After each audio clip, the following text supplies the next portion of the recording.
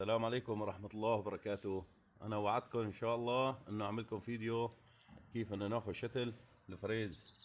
هذا الشتل الفريز. قرب لهون صديقي، قرب لهون. الله يعطيك العافية، بتعملنا هالفيديو بتصورنا. شايفين يا أخوان؟ هاي الشتلة بيطلع منها روس هيك.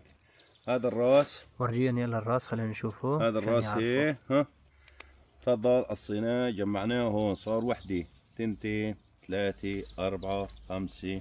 شايفين هذا الراس؟ أكيد كلكم عندكم فريز، بتعرفوا إنه الفريز بيمتد مثل ما انتم شايفين. هدول الروس، شايف شلون؟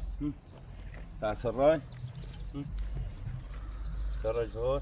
ما بدنا نطول الفيديو مشان طريقة الشرح. شايفين هدول من شتلة وحدة. نحن بدنا نزرع الفريز لحال. هاي شتلة وهاي شتلة. مثل ما قلت لكم انا بتاخذوا من الشتلة الوحدة شي 1000 شتلة. بتضل بتاخذ منها. شايف؟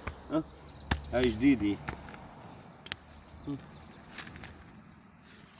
هاي جديدة. هذا هو. شايفين فينا هذا كل الورق نشيله. نحن نخلي بس هاي، بس نخلي هاي. نجي اذا بدنا نزرعه.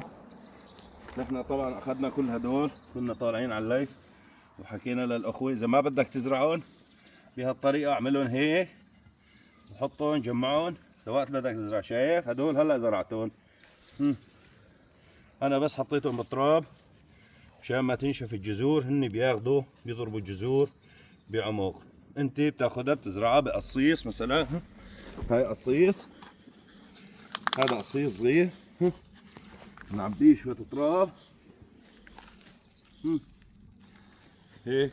هاي صارت فريزي، بتكبر بتزرعها وين ما بدك، وفيك تزرعها مباشرة بالارض. السلام عليكم.